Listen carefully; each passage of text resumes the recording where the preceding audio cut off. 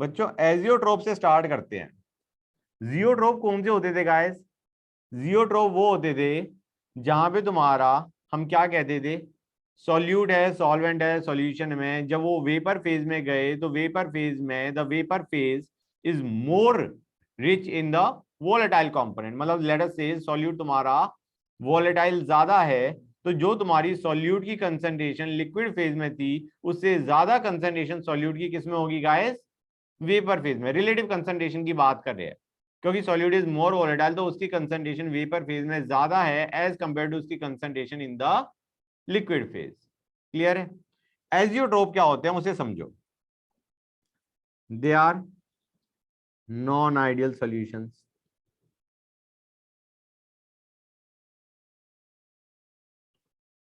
which at certain concentration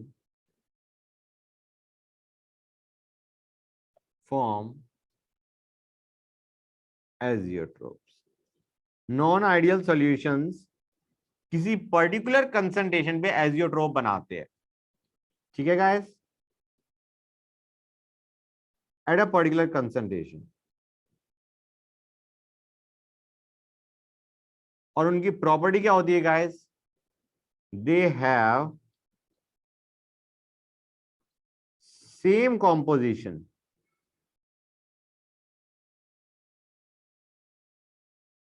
in liquid and vapour phase. They have got same composition in liquid and vapor phase। ठीक है बच्चों? And they boil at a constant temperature।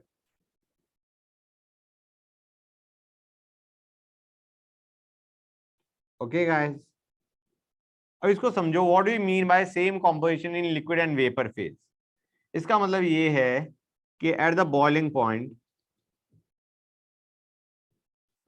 at its boiling point, XA is equal to YA and XB is equal to YB। समझ में आ रहा है नहीं आ रहा है बच्चों? जो कॉम्पोजिशन उसकी लिक्विड फेज में थी वही कॉम्पोजिशन उसके वेपर फेज में है। समझ में आया नहीं आया बच्चों? बताओ भाई गाइस। अब नॉर्मली हम क्या कहते हैं? नॉर्मली, सर एक सेकंड ऊपर कर दीजिए थोड़ा सा। Normally more volatile component is more in the vapour phase. हाँ है ना?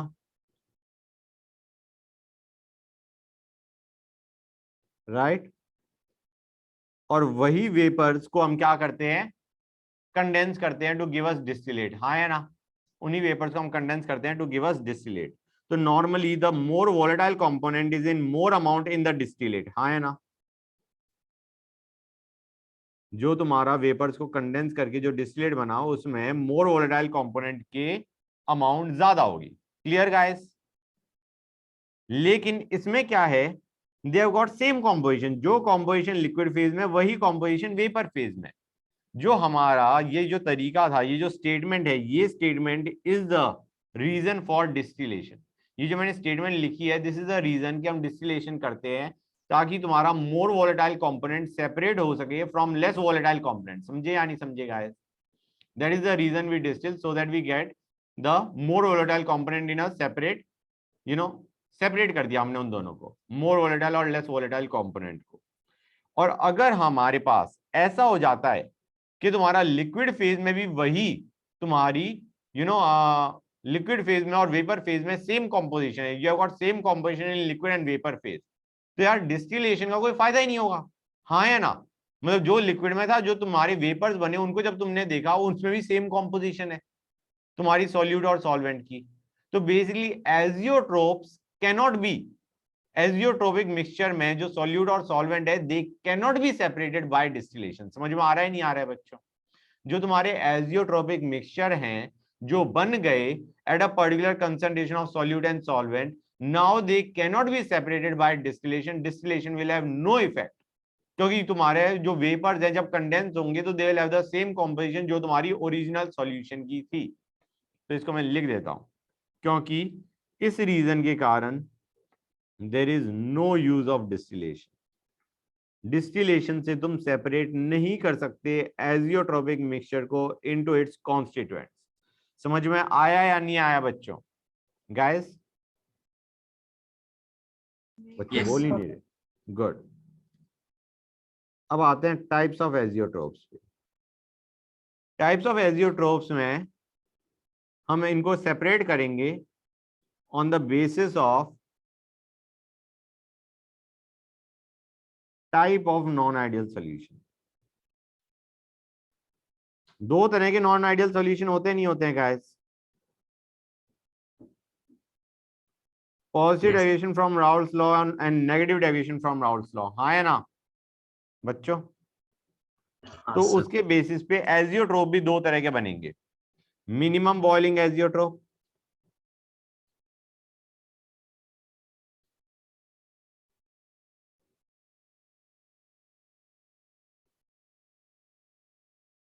And maximum boiling azeotrope.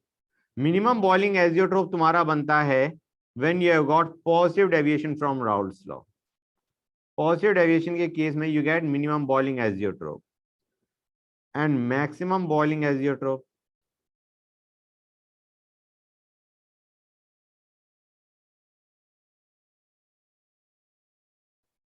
you get when there is negative deviation from Raoult's law.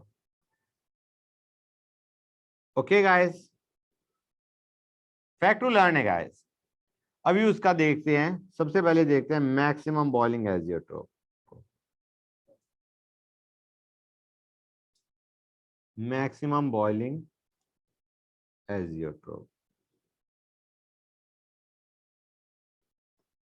अभी इसका ये भी समझ में आ जाएगा why it is called maximum boiling and the other one called minimum boiling. Curve बना देता हूं पहले मैं, दैट वुड बी बेस्ट। तुम तब बनाना जब मैं पूरा बना चुका हूं, ड्यू टू ऑब्वियस रीजन, नहीं तो तुम रब करते हुए मिलोगे। ठीक है, ये हमारा है x A equal to 1, x B equal to 0। Pure solvent, ये हमारा हो गया प्योर सॉल्यूट। कर्व हमारा बनेगा कुछ इस टाइप का, hold on, come on, that is too much. नीचे जाता हुआ दिख रहा है कि लेफ्ट से राइट में थोड़ा नीचे गया है, that was the whole point. I think दिख रहा है।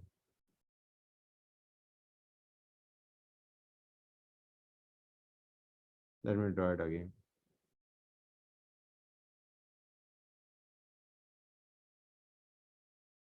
There is a kind of curve that you get. Rough curve बनाया मैंने, but you get the general idea. ये ए हो गया, ये बी हो गया। ये हमारा कर्व है किस चीज का? टेम्परेचर वर्सेस कॉम्पोजिशन बच्चों। ठीक है गाइस,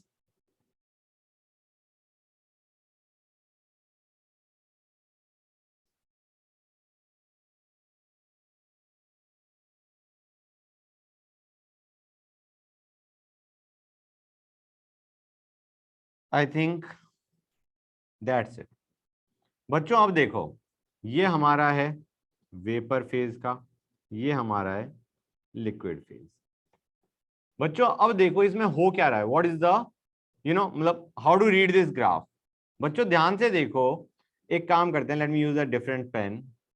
तुम्हारे पास at a particular temperature, let this be the temperature guys, और हमने कहा this is the mole fraction in liquid phase. दिख रहा है नहीं दिख रहा है बच्चों, बताओ? This is telling us mole fraction in liquid phase guys, हाँ या ना? Yes. Yes, sir. राइट। उसी टेम्परेचर पे what will be the mole fraction in vapour phase? हम कहेंगे सेम टेम्परेचर पे what will be the mole fraction in vapour phase. तुम एक काम करो, वेपर पे देख लो वेयर इट हिट्स, मतलब लेट अस से यहां पे this will tell us the composition in vapour phase guys. ठीक ना बच्चों? अगर mole fraction in liquid phase ये है eight this particular temperature, then the mole fraction in vapour phase will be this बच्चों, समझे नहीं समझे गाइस? क्लियर है या नहीं? बेसिकली अगर मैं इस पूरे को हटा के I just draw this, you can understand कि तुम्हारा ये बता रहा है तुम्हें यहाँ पे if you draw a vertical line, तो जहां पे वो एक्स एक्सिस को हिट कर रहा है, this will tell you the mole fraction in liquid phase and this will tell you the mole fraction in vapour phase. हाँ या ना? ऊपर वाला वेपर फेज का कर्व है, नीचे वाला लिक्विड फेज का। क्लियर है यहां तक बच्चों? yes, गाइस क्लियर हो गया? तो बेसिकली तुम्हारा डू यू रियलाइज इस पॉइंट पे एट पॉइंट सी जो कॉम्पोजिशन तुम्हारी लिक्विड फेज की है वही कॉम्पोजिशन तुम्हारी वेपर फेज की है। The two curves are basically meeting at that point. हाँ या ना? वेपर फेज और लिक्विड फेज का at point C the mole fraction whatever is the composition of the liquid phase same is the composition of the vapor phase। हाँ या ना बच्चों? guys Yes, sir. yes so sir, basically this composition D is the azeotropic composition। मतलब यहाँ पे तुम्हारा D composition पे you get a azeotropic mixture। हाँ या ना? D denotes azeotropic composition। समझे नहीं समझे गाइस? yes sir, और D के लेफ्ट या D के राइट में क्या है बच्चों तुम्हारा? Geotropic mixture. हाँ या ना? Having different composition in liquid and vapour phase. यहां तो कोई डाउट गाइस? क्लियर हुआ नहीं हुआ बच्चों? हो गया sir, Yes, sir. गुड। यहाँ पे x A equal to y and x B equal to y. अच्छा एक चीज और बच्चों, मुझे यहां से देख के तुम बता सकते हो कि कौन सा ज्यादा वॉलेटाइल होगा, ए या बी? बच्चों बताओ मुझे। You look at the temperature guys, this is basically ये जो यहाँ पे ये जो पॉइंट है, this is telling us the boiling temperature of A pure solvent, this is the boiling temperature of B, so please tell me which of the two is more volatile? B, B is more volatile, उसका boiling point कम है, right?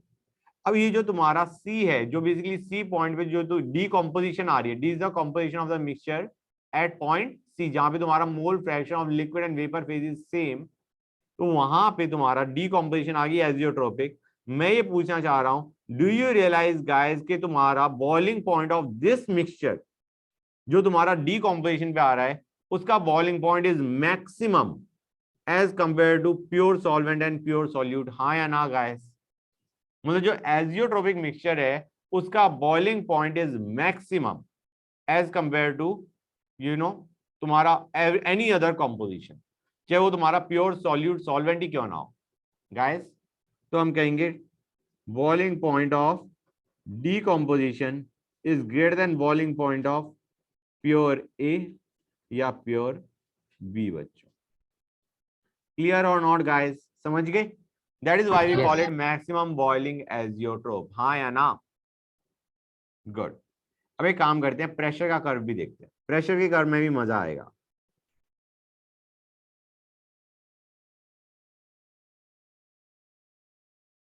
you will be able to relate। हम कहेंगे, फिर से लिख देता हूं, x A equal to 1, x B equal to 0, x A equal to 0, x B equal to 1। हम कहेंगे ये हमारा है पी नॉट ए, ये हमारा हो गया लेट अस से पी नॉट बी।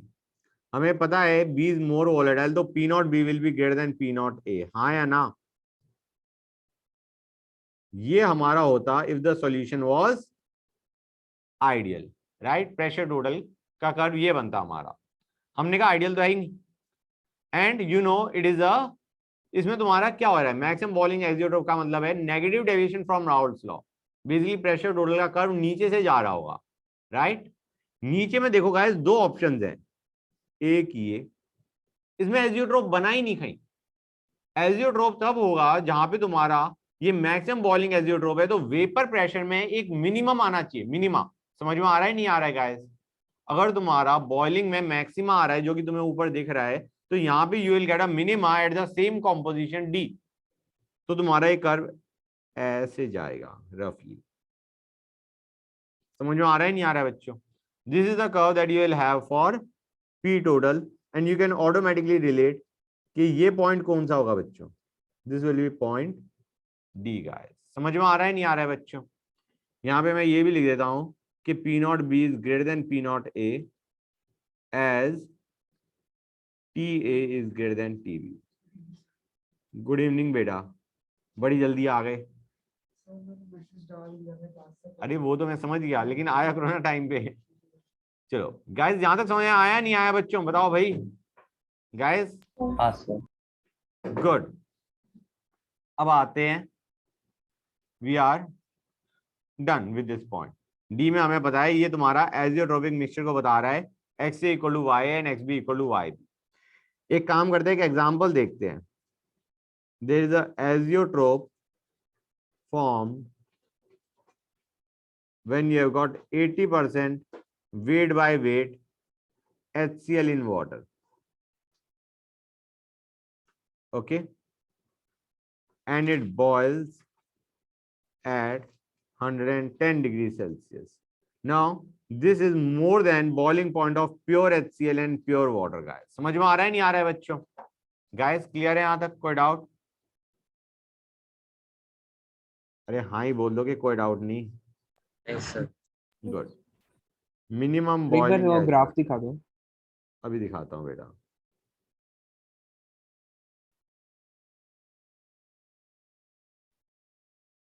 ये आ गया कर। कौन सा वाला? ये वाला ऊपर वाला? तो नीचे वाला। ओके, टाइम लगेगा क्या अभी नोट करने में? सर 80% के बाद क्या लिखा है आपने? 80% weight by weight. Okay. Weight by weight percent है HCl इन वाटर का।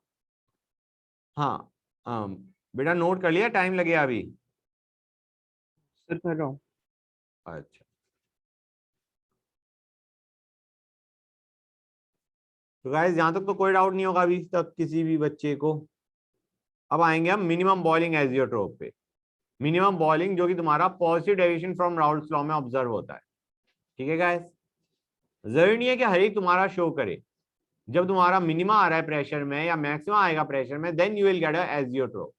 ठीक है ना गाइस? और एजियोट्रोपिक मिक्सचर के लिए तुम्हारा डिस्टिलेशन फेल हो जाएगा। दैट इज अनदर थिंग जो कि मैं बता चुका हूं। बेटा कर लिया नोट? कर। यस सर हो गया। गुड, आगे चलते हैं। Minimum boiling azeotrope. Guys curve को हमेशा मेरे बनाने के बाद बनाना।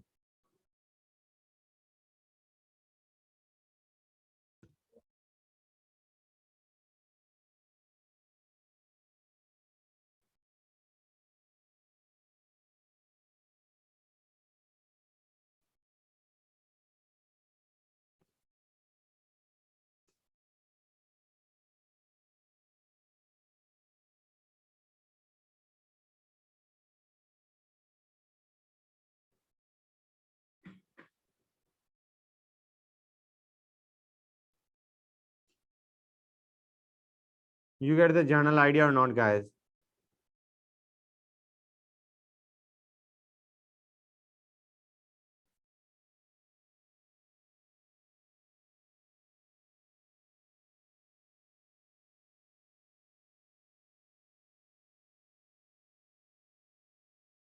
That is what you get. ठीक है गाइस, ये हमारा कर्व हो गया। मैं मार्क डाउन कर देता हूं। A B C कंपोजिशन आ गई हमारी D, ये वेपर फेज, ये लिक्विड फेज। अब बच्चों देखो यहाँ पे यू कैन इजीली रिलेट, जो पहले मैंने बताया था वो तो तुम इजीली रिलेट कर सकते हो कि तुम्हारा eight let us say this particular temperature, this is telling us ये कॉम्पोजिशन अगर लिक्विड फेज में है, then this is the composition in vapour phase guys. हाँ या ना बच्चों? क्लियर है या नहीं ये चीज? यह हमने ऊपर वाले में भी मार्क किया हुआ है या हटा दिया? तो you can relate guys, you can easily relate. इसमें मैं बनाया था, यू कैन इजीली रिलेट कि तुम्हारा इन दोनों पॉइंट से you can find out what will be the composition of liquid and vapor phase at a particular temperature बच्चों। हाँ या ना गाइस? यस बच्चों यहाँ तक कोई डाउट? और तुम्हारा at one point, at point C, तुम्हारी composition of liquid and vapor phase will be same, right? So this is the case जहां पे हम क्या कहेंगे बच्चों, तुम्हारा क्या हो गया, एजियोट्रोप बन गया। मतलब D is telling us the azeotropic composition, D is telling you the azeotropic composition. और तुम रियलाइज करोगे इसका बॉइलिंग पॉइंट इज मिनिमम, हाँ या ना बच्चों? इस पे boiling point of solution is less than the boiling point of pure solvent और प्योर सॉल्यूट बच्चों। This was TA, boiling point of pure solvent, boiling point of pure solute. यहां तक कोई डाउट गाइस? बोलो भाई बच्चों, बताओ, एनी डाउट सो फार?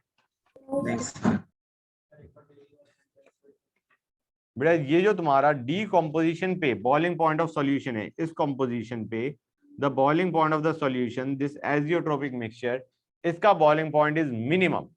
इस सॉल्यूशन का मिनिमम बॉइलिंग पॉइंट है as compared to other composition बेटा, including pure solvent and pure solute. अब आते हैं वेपर, वेपर प्रेशर का कर्व हमारा।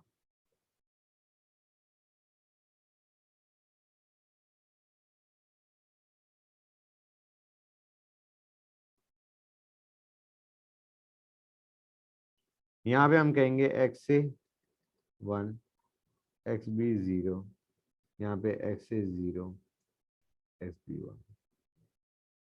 यार यहाँ पे मैंने एक चीज थोड़ी सी वो करी है, मैंने यहाँ पे B का boiling point greater than A कर दिया, ठीक है बच्चों? तो हमारा क्या हो जाएगा, A will be more volatile than B, right guys? B का बॉइलिंग पॉइंट ज्यादा दिखा दिया ना मैंने A से। तो एक काम करते हैं यार, अब इस कर्व को मिटाने के बजाय लेट मी जस्ट कंसीडर जो हमारा नॉर्मल तरीका होता था कि P0 A is less than P0 B, B is more volatile, ठीक है ना? मतलब रेदर देन इसमें पूरा मैं चेंज करूं, I still want to go as solute is more volatile than solvent, तो मैं यही कर्व बना रहा हूं जो मैंने ओरिजिनली बनाया था, ठीक है बच्चों? This is the curve that I have made.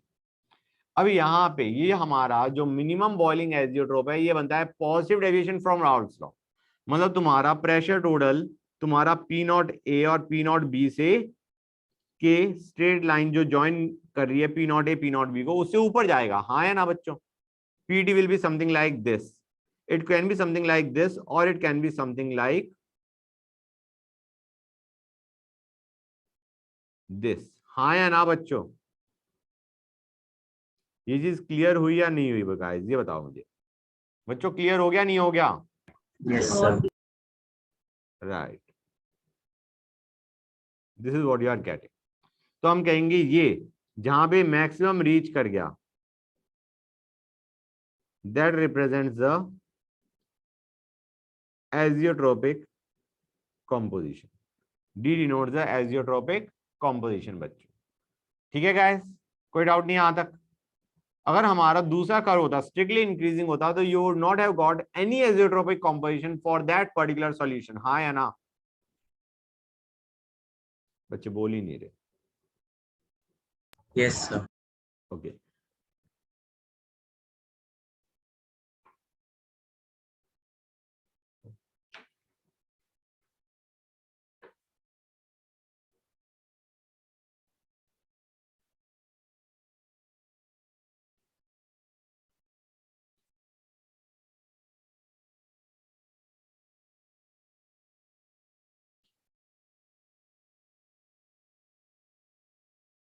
now this temperature is lower than boiling point of ethanol, pure ethanol and boiling point of pure H2O। समझ में आ रहा है नहीं आ रहा है बच्चों?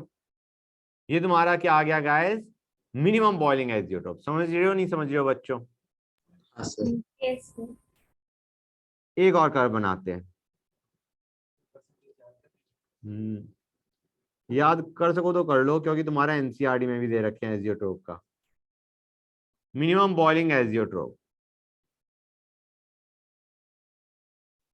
इसके लिए एक और कर्व बताता हूं, ठीक है ना गाइस? बेसिकली कर्व को हाउ टू रिलेट, मतलब कर्व में अगर उन्हें कुछ कर्व बना दिया, आर्बिट सा curve, so you have got to understand कि उस कर्व से तुम्हारा एजियोट्रोप कहां पे है, and you don't have to be stressed about के सर ये कर्व तो हमने देखा ही नहीं।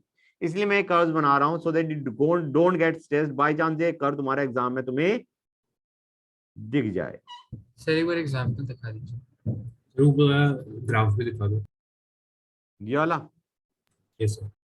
टाइम लगेगा अभी नोट करने में? नहीं सर, एक सेकंड। ओके,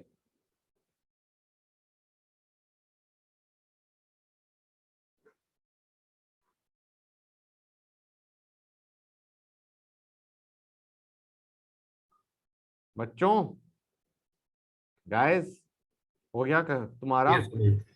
हो गया, ओके। अब आते हैं मिनिमम बॉइलिंग एजियोट्रोप का डिफरेंट कर्व। यहां पे हम ले रहे हैं vapour phase composition versus liquid phase composition. यहां पे हमने लिया वाई एक्सिस पे लिया वेपर फेज कॉम्पोजिशन, यहां पे हमने लिया लिक्विड फेज कॉम्पोजिशन। तो तुम रिलेट कर सकते हो, जहां पे लिक्विड फेज और वेपर फेज कॉम्पोजिशन तुम्हारे सेम आ गए फॉर अ पर्टिकुलर सॉल्यूट या सॉल्वेंट, तो हम कहेंगे देयर इज द एजियोट्रोप, मतलब वो तुम्हारा पॉइंट एजियोट्रोपिक कॉम्पोजिशन होगी। हाँ या ना बच्चों? क्लियर है या नहीं? अब हम यहाँ पे वेपर फेज कॉम्पोजिशन और लिक्विड में कॉम्पोजिशन देखना चाह रहे हैं किसकी? We have taken propanol and water, propan two ol and water का हमने सॉल्यूशन लिया है। यहाँ पे हमारा आ गया प्योर वाटर, यहाँ पे आ गया प्योर प्रोपेन टू ऑल। मतलब एक तरीके से एक्स एक्सिस पे हमारा क्या है? Composition of propane two all. हाँ या ना बच्चों? एक्स एक्सिस में तुम्हारा क्या है? Composition of propane two all. यहाँ पे तुम्हारा 0 था, यहाँ पे तुम्हारा बढ़ बढ़ के 1 हो गया। समझ में आ रहा है नहीं आ रहा है बच्चों?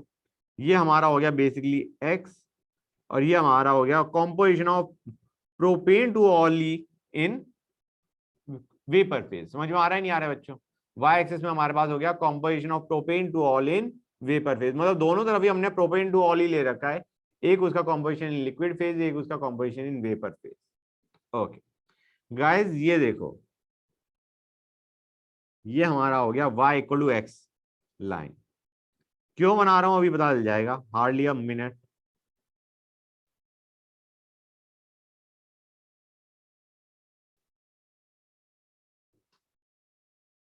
This is the kind of curve that you get. हम कहेंगे दिस पर्टिकुलर कॉम्पोजिशन, इसको मैं मार्क कर देता हूं, let me mark it down. This particular composition, इसमें तुम्हारा जो कॉम्पोजिशन प्रोपेन टू ऑल की लिक्विड फेज में है, वही कॉम्पोजिशन उसकी प्रोपेन टू ऑल की वेपर फेज में है। हाँ है ना बच्चों? Yes, sir. Right. So this denotes your azeotrope, this composition denotes your azeotrope. I mean, this will tell us the composition of propane to all in liquid phase, and the same composition is in vapor phase. हाँ या ना बच्चों? Clear है यहां तक guys कि तुम्हारा liquid composition is equal to vapor composition? अच्छा, एक चीज और देखो गाइस, यहां पे क्या पता चलता है कि इस पार्ट में क्या हो रहा है बच्चों? कोई बताएगा मुझे? इस पार्ट में हम कहेंगे y is greater then x for propane two all. मतलब यहाँ पे ये जो तुम्हारे इसके वेपर्स हैं, बेसिकली वेपर जो उसके मतलब सॉरी मतलब उसके कॉम्पोजिशन वेपर फेज में जो है, it is more then in liquid phase. हाँ या ना बच्चों? ये चीज समझ में आ रही है नहीं आ रही है? Yes, sir. इस पार्ट में इस रेंज में through out this range y is greater then x। y greater than x का मतलब हो गया प्रोपेन टू ऑल जो वेपर फेज में it is more then what propane two all is in liquid phase. लिख देता हूं मैं इसे। This part tells us more propane to all in vapor phase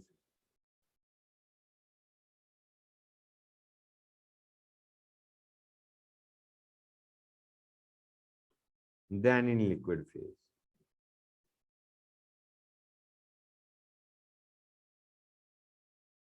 I think you can understand the rest. हाँ है ना बच्चों?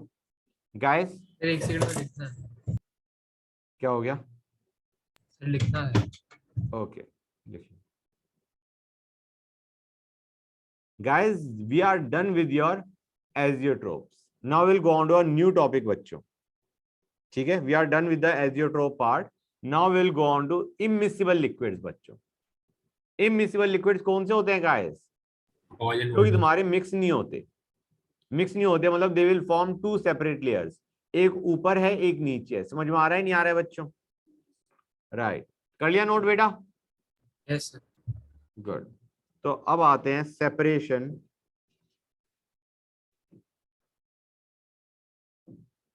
Of immiscible liquids.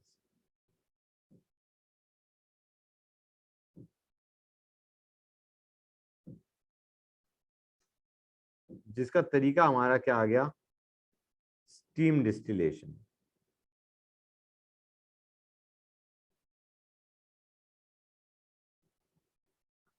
बच्चों देखो गाइस, ये तुम्हारा स्टीम डिस्टिलेशन क्या होता है? It is nothing but distillation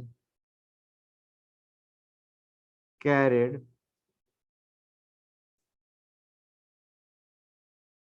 in current of steam. Now that is just a language guys, अभी मैं समझा दूंगा आसान भाषा में।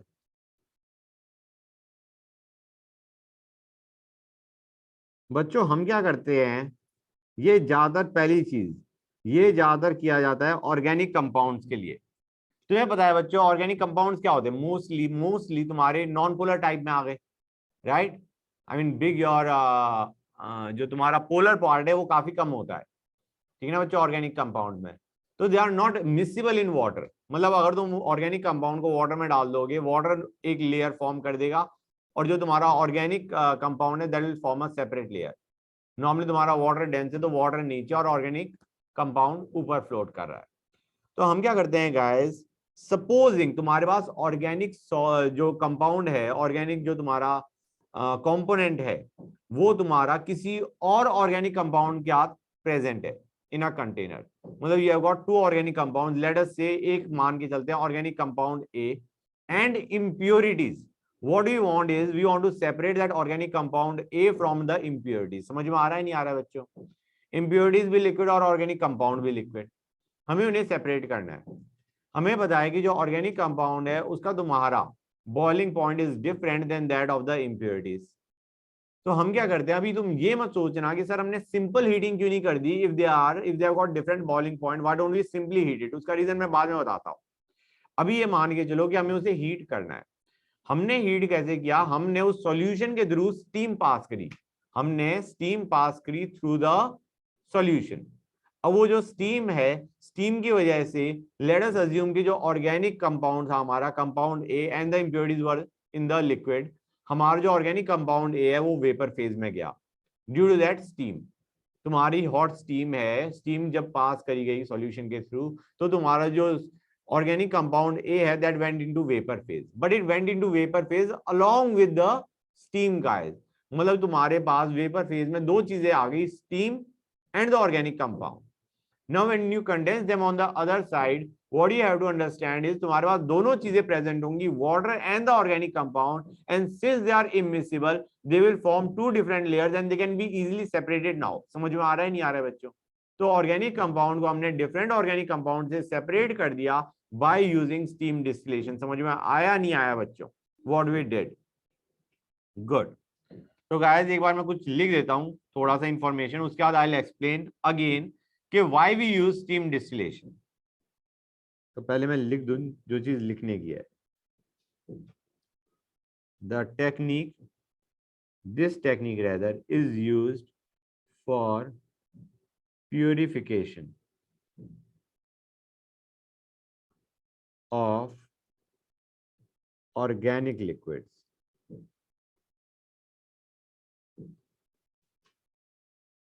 which are steam volatile। obvious सी बात है, they have to be steam volatile, कि steam पास करने पे they have to go into vapor phase, so they should be steam volatile and they should be immiscible with water। they should be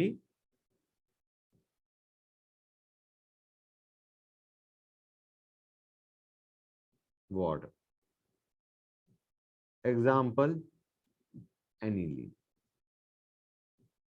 ठीक है बच्चों, clear है यहां तक guys कि वो तुम्हारे स्टीम वोलेटाइल होने चाहिए, स्टीम से they should go into vapour phase when you pass steam through the solution, and they should be immiscible with water, basically they should not be, मतलब they should form separate layers.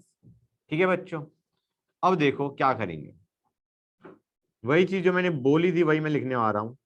Steam is passed through impure organic liquid.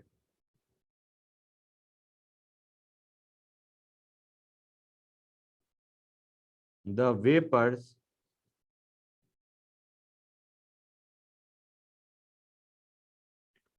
collected are condensed sir ये आपने aniline लिखा है? हाँ बेटा,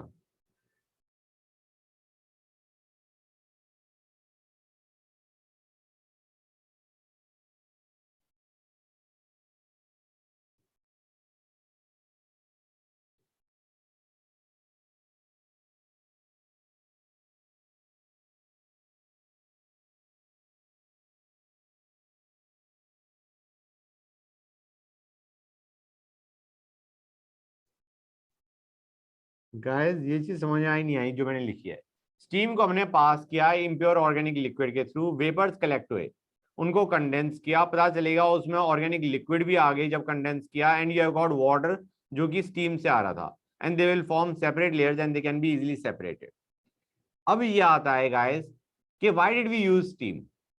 ठीक है ना बच्चों, तो वो किस लिए यूज किया जाता है उसे समझो। यार ये तुम्हारा सॉल्यूशन कब बॉयल करेगा, जब तुम्हारा pressure total is equal to external pressure, हाँ है ना बच्चों।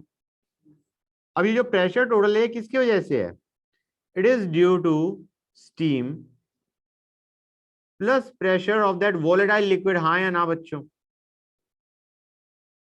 अपने केस में let us consider case of aniline, तो समझ में आ रहा है नहीं आ रहा है बच्चों। एनिलीन तुम्हारा वोलेटाइल था, जब तुमने स्टीम पास करी तो दोनों का added pressure will result in total pressure, हाँ है ना बच्चों। And when this total pressure becomes equal to pressure external, या लेट अस से pressure atmosphere, it will boil, हाँ है ना बच्चों। हम कहेंगे तो डू यू रियलाइज ये चीज, अगर हमें एनिलीन को बॉयल करना होता तो we would have to increase the temperature more to boil aniline, लेकिन अब तुम्हारा स्टीम पास करने से, क्योंकि तुम्हारा total pressure is more than that of pressure of aniline, ये जल्दी बॉयल कर जाएगा। ये चीज समझ में आई नहीं आई, मतलब तुम्हें एक तरीके से पहले क्या करना पड़ता, प्रेशर ऑफ एनिलीन को बढ़ा के इसके बराबर करना होता, अब तुम्हें इसको दिस एडेड चीज को बढ़ा के ये पहुंचाना है, मतलब विच इज इजियर, किसमें तुम्हारा कम टेम्परेचर लगेगा, इस प्रेशर टोटल को प्रेशर एक्सटर्नल पहुंचाना, या प्रेशर ऑफ एनिलीन को प्रेशर टोटल या प्रेशर एटमॉस्फेयर पहुंचाना, विच इज इजियर गाइस, कोई बताएगा मुझे। जो तुम्हारा टोटल प्रेशर है जिसमें तुम्हारा स्टीम और एनिलीन दोनों प्रेजेंट हैं, उसका कम टेम्परेचर रेज करने पे it will reach atmospheric pressure, rather than जब तुम एनिलीन, प्योर एनिलीन को तुम एटमॉस्फेरिक प्रेशर पहुंचा रहे होते। मतलब डू यू रियलाइज गाइस कि यहाँ पे तुम्हारा जो बॉइलिंग पॉइंट है दैट विल डिक्रीज, ये चीज समझ में आ रही है नहीं आ रही है। The solution will boil at a lower temperature then the pure aniline, समझे या नहीं समझे गाइस, बताओ भाई हाँ या ना। यही चीज मैं लिखने जा रहा हूं, liquid, oh come on, the liquid boils at temperature lower than boiling point of organic liquid or even water। समझ में आ रहा है नहीं आ रहा है बच्चों। गाइस ये चीज क्लियर हुई या नहीं हुई, Yes, sir. दोनों के बॉइलिंग पॉइंट से लोअर टेम्परेचर पे इट विल बॉयल। अब ये इंपॉर्टेंट भी है, मैंने कहा था ना why we use steam distillation, important इसलिए है गाइस कि जब तुम्हारा नॉर्मली जो तुम्हारे ऑर्गेनिक लिक्विड्स होते हैं या ऑर्गेनिक कंपाउंड होते हैं, उनको जब तक तुम उसके बॉइलिंग पॉइंट तक लेके जाते हो ना, द इट डिकम्पोज, समझ में आ रहा है नहीं आ रहा है, वो कंपाउंड तुम्हारा ब्रेक डाउन कर जाएगा near its boiling point, we don't want that to happen. मतलब पता चला सपोजिंग ये 400 केल्विन पे या 400 डिग्री सेल्सियस पे बॉयल करता है, तो आइडिया क्या है, by the time that temperature is achieved there is a possibility that compound might decompose या the compound might react. We don't want that to happen. तो हम क्या चाह रहे हैं यार, ये अपने बॉइलिंग पॉइंट से लोअर टेम्परेचर पे बॉयल कर जाए, जो कि तुम्हारा इन दिस सिनेरियो हो जाएगा कि उसका बॉइलिंग पॉइंट से लोअर टेम्परेचर पे ही it goes into vapour phase. बच्चों समझ में आ रहा है नहीं आ रहा है गाइस? तो it's good, this thing is good as organic as many organic compounds decompose near their boiling point.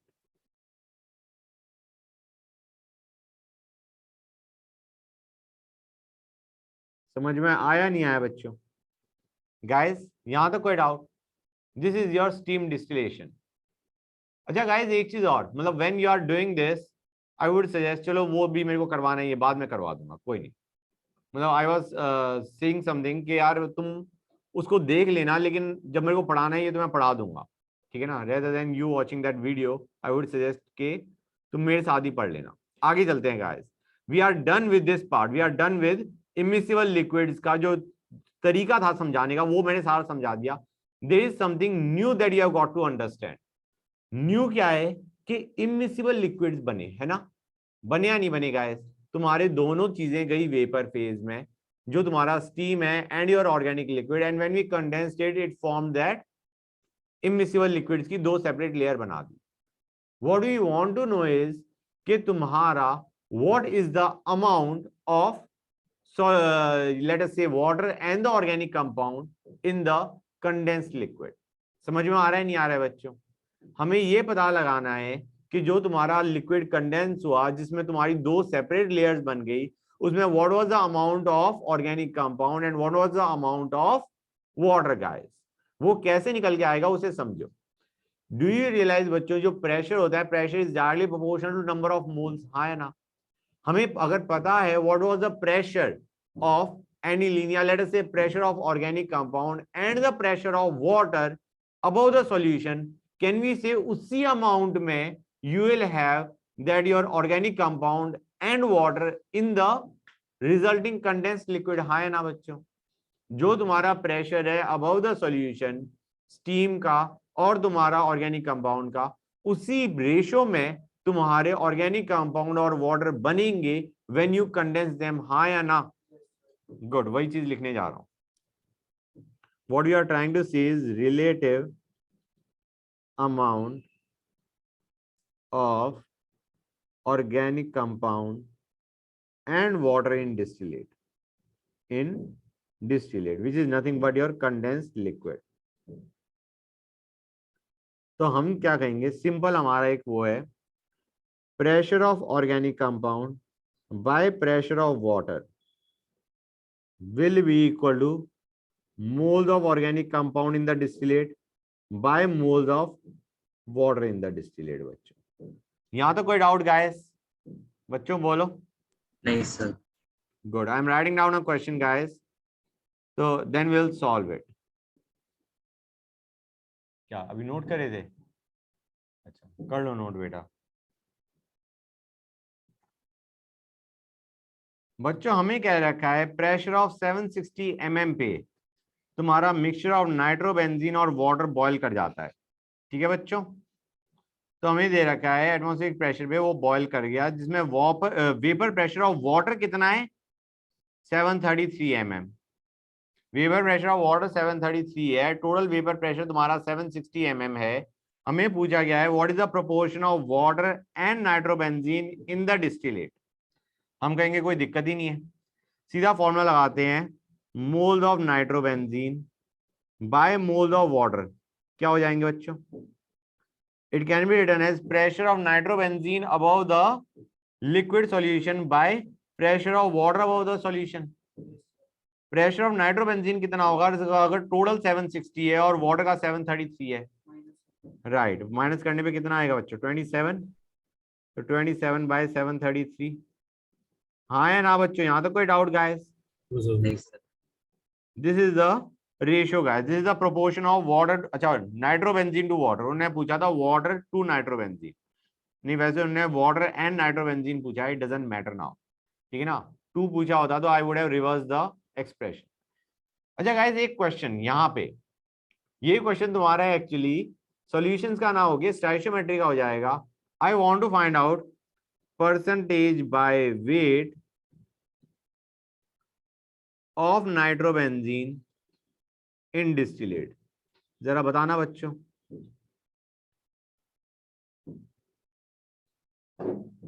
Expression खुद से लिखो, percentage by weight of nitrobenzene in distillate. एक काम करता हूं, इतने मैं एक्सप्रेशन लिखता हूं and then you can just check कि तुम्हारा एक्सप्रेशन सेम आ रहा है या कुछ अजीब आ रहा है। करें स्टार्ट गाइस, मतलब स्क्रीन पे तो नहीं देख रहे ना गाइस अब तुम?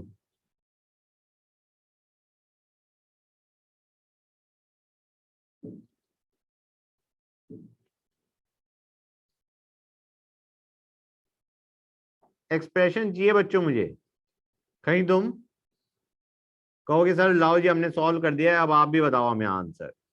I just need a expression which will give us the answer.